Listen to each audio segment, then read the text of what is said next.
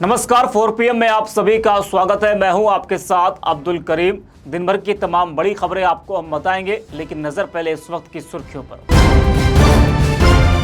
CWC की बैठक में नेता प्रतिपक्ष बनने पर राहुल गांधी के नाम पर लगी मुहर। राहुल गांधी का बड़ा बयान, कहा मुझे सोचने का वक्त दीजिए।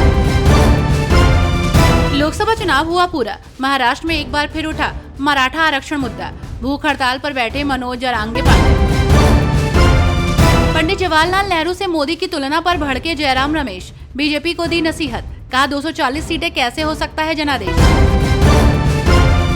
भाजपा के अयोध्या हारने की कई वजह, राम मंदिर में उलझी रही पार्टी, सपा की रणनीति ने बिगाड़ा खेल। कांग्रेस कार्य समिति की हुई बैठक, मल्लिकार्जुन खड़गे का बड़ा बयान, कहा हमें 24 घंटे 365 दिन लोगों के बीच रहना होगा। चलिए शुरुआत करते हैं खबरों की।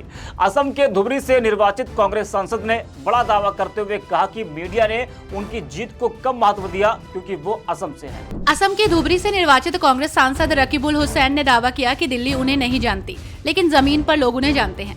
उन्होंने आगे कहा कि चुनाव आयोग की वेबसाइट पर उन्होंने सबसे बड़े अंतर से जीत दर्ज की, लेकिन मीडिया ने इसे नहीं दिखाया। दिल्ली मुझे नहीं जानती, लेकिन जमीन पर लोग मुझे जानते हैं। चुनाव आयोग की वेबसाइट पर मैं सबसे बड़े अंतर से जीतने वाला सांसद हूँ, लेकिन मीडिया ने ये नहीं दिखाया। क्योंकि मैं कांग्रेस से हूँ, क्योंकि मैं असम से हूँ। मीडिया केवल असम से हिमंत बिस्वा शर्मा को दिखाता है। वहीं लोकसभा चुनाव में समाजवादी पार्टी ने उत्तर प्रदेश में 37 सीटों पर ऐतिहासिक जीत दर्ज की है। वहीं सपा की जीत के बाद शरीर पर पीडीए लिखकर सपा कार्यकर्ता लखनऊ कार्यालय पहुंचा। उत्तर प्रदेश के लखनऊ में लोकसभा चुनाव में 37 सीटों पर समाजवादी पार्टी की जीत के बाद समाजवादी पार्टी कार्यालय के बाहर शरीर पर पीडीए लिखकर सपा कार्यकर्ता पहुंचे। इस दौरान सपा कार्यकर्ता काफी उत्साहित नजर आए। आपको बता दें कि सपा के 37 नवनिर्वाचित सांसदों की पहली बैठक आज लखनऊ में हुई। सपा प्रमुख अखिलेश यादव और डिम्पल यादव भी बैठक में मौजूद रहे। सपा के सांसद, नेता और कार्यकर्ता भी कार्यालय पहुंचे और बैठक में भाग लिया।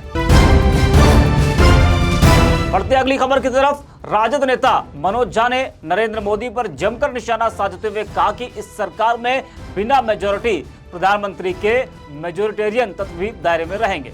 लोकसभा चुनाव के नतीजे आ गए हैं, तो वहीं अब केंद्र में बीजेपी अपने सहयोगियों की कृपा से तीसरी बार सरकार बनाने जा रही है, जिसको लेकर विपक्ष लगातार हमलावर है और विपक्ष लगातार यही सवाल कर रहा है कि ये सरकार कितने दिनों तक चलेगी। तो वहीं केंद्र में एनडीए की सरकार बनने को लेकर आरजेडी नेता मनोज झा ने कहा कि लोकतंत्र आत्ममुग्धता में नहीं चलता, उसको सामूहिकता का आवरण चाहिए। प्रधानमंत्री जी के अंदर जो तत्व है वो मेजोरिटेरियन तत्व है, लेकिन इस सरकार में बिना मेजोरिटी प्रधानमंत्री जी के मेजोरिटेरियन तत्व भी दायरे में रहेंगे।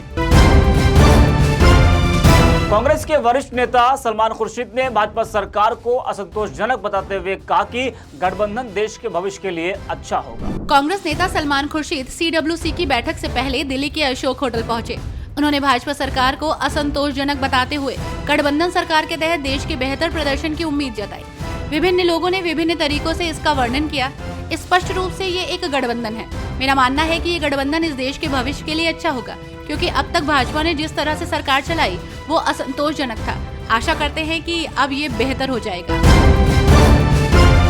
कांग्रेस नेता प्रताप सिंह बाजवा ने बड़ा दावा करते हुए कहा कि आपसे गठबंधन का उल्टा असर हुआ है, नहीं तो कांग्रेस कम से कम 3 से 4 सीटें जीतती। कांग्रेस नेता प्रताप सिंह बाजवा ने आगामी विधानसभा चुनाव में आपके साथ गठबंधन के सवाल पर कहा कि अगर इस लोकसभा चुनाव में कांग्रेस ने आपके साथ गठबंधन नहीं किया होता तो कांग्रेस पार्टी दिल्ली में कम से कम 3-4 सीटें जीत जाती।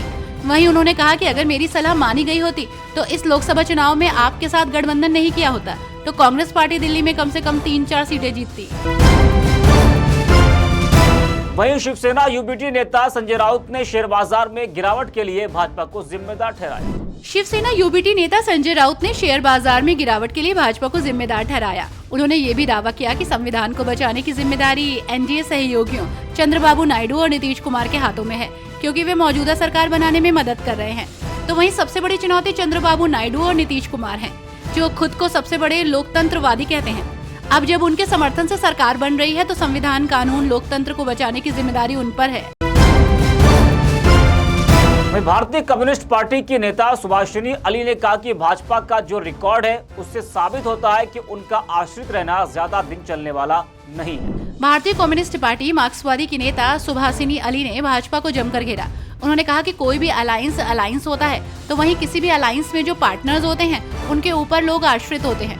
आपको बता दें कि आगे सुभाषिनी अली ने कहा कि जो भाजपा का पिछला रिकॉर्ड है उससे ये बात बिल्कुल स्पष्ट रूप से कही जा सकती है कि ये उनका आश्रित रहना ज्यादा दिन चलने वाला नहीं है।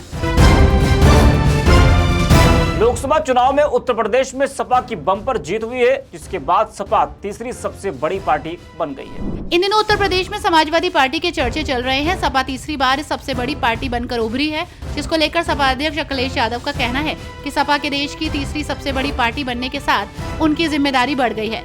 पार्टी को बड़े पैमाने पर जनता का समर्थन मिला है। हमारी प्राथमिकता जनता के मुद्दों को संसद में उठाना रहेगी। हम जनता के लिए काम करेंगे। नकारात्मक राजनीति खत्म हो गई है, सकारात्मक राजनीति का दौर शुरू हो गया है। अखिलेश यादव की समाजवादी पार्टी 2024 लोकसभा चुनाव में उत्तर प्रदेश की 80 में से 37 सीटों पर जीत दर्ज करने में कामयाब रही। पिछले लोकसभा चुनाव में एसपी को महज 5 सीटों पर ही जीत मिली थी। यहाँ आपको बता दें कि अखिलेश यादव सपा इंडिया गठबंधन का हिस्सा हैं और इंडिया गठबंधन ने देश भर में 234 सीटों पर जीत दर्ज की है। तो खबरों में बस इतना ही। आप देखते रहिए 4 PM।